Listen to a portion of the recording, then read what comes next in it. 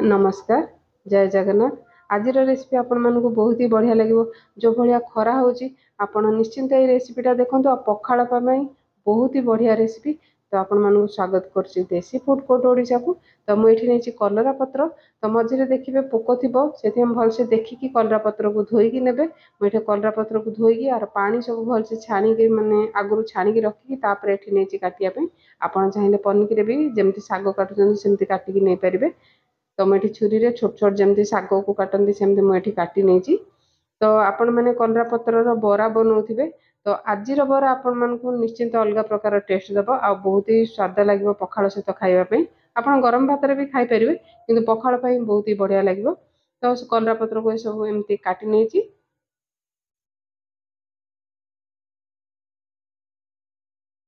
तो गोटे बड़ जगह को कलरा पत्र को सब को ट्रांसफर करनबा।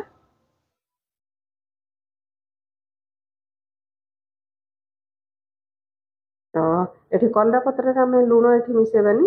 तो ये नहीं मुझे दीटा मीडियम साइज आलू को पूरा ग्रेट करके जोटा कि पतला पतला ग्रेटर ग्रेट करके कारण कलरा पत्र जल्दी भाजी हो आलू कंचा रही। तो मुझे प्रथम आलू को मुझे चिपुड़ी नहीं तो आउ थे टे देखा पानी अच्छी ना ना आउ थे मुझे चिपुड़ी नौ। तो जदि आप मोटा ग्रेटर रे आलू को ग्रेट करेंगे तो कलरा पत्र जल्दी फ्राए हो आलू टे कंचा रही तो भल लगे। तो आप एमती सरू सरू आलू को काट आलूटा पूरा ऑप्शनल अच्छी जदि आपको आलू पसंद नहीं तो प्याजर क्वांटिटी टी आप अधिका बढ़े पारे। मुझे गोटे चपर नहीं चपर गोटे बड़ साइज पियाज को काटिकी नहीं 7 ରୁ 8 कला रसुण नहीं और राग कंचा लंका 3टा नहीं आपड़ जी राग खाइबे से अनुसार कंचा लंका आपड़ नहीं पारे। तो चपर को बंद करनबा।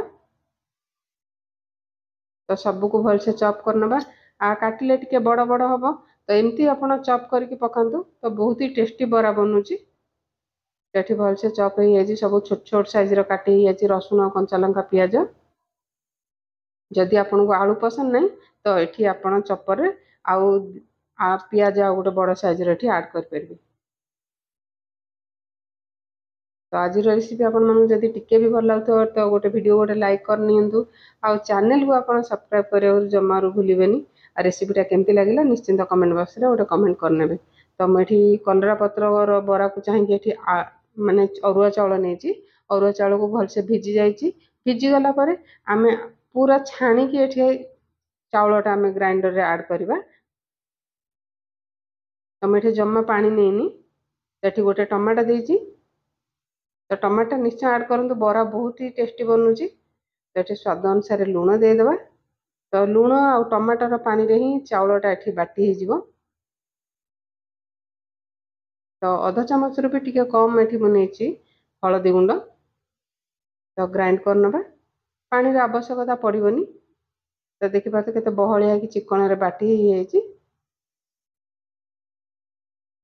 जो आम आलू कलरा पत्र सब रखी से चाउल बटाटा को ऐड करनबा।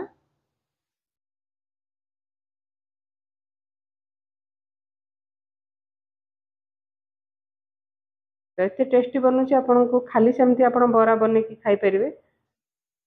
तो अधा चामच जीरा देती आपन चाहे टिके हेंगु भी ऐड कर पारे। सबको भलसे गोल नेबा। तो अधिका जदि आप चाउल बटा ऐड करेंगे बरा जाक टे टाण टाण हम तो आपड़ जी कलरा पत्र आलू नौ से अनुसार चाउल बटाटा को अल्प अल्प आप ऐड करके देखिपारे जे बाइंड हो पार्चे ना बांधी हो पार्चे ना तो से अनुसार आप चाउल बटाटा को दे पारे। तो देखिए बरार सेप आप जो साइज भी आप सेप देकी बरा बन पारे। मुझे फ्राए करने रिफाइन तेल नहीं तेल को भलसे तातीबा देवा आप चाहिए सोरष तेल भी नहीं पारे। ये तेल भलसे ताती गला तो बरा जाक टे पतला पतला आप पकेबे तो टेस्ट भल आसो।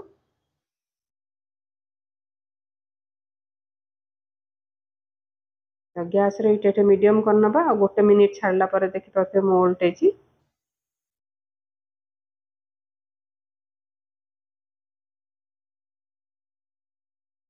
3 ରୁ 4 मिनिट लगुच भलसे फ्राए होगापी।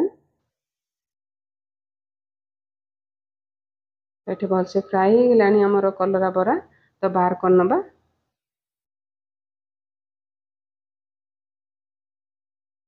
आ बहुत ही कम तेल रे आपण सब बरा बनै परिबे, बहुत ही तेल भी खर्च होनी। तो आउ जो जेतिकी बरा पई थिला कलरा पत्र आ सब को मैं ऐड कर नेची।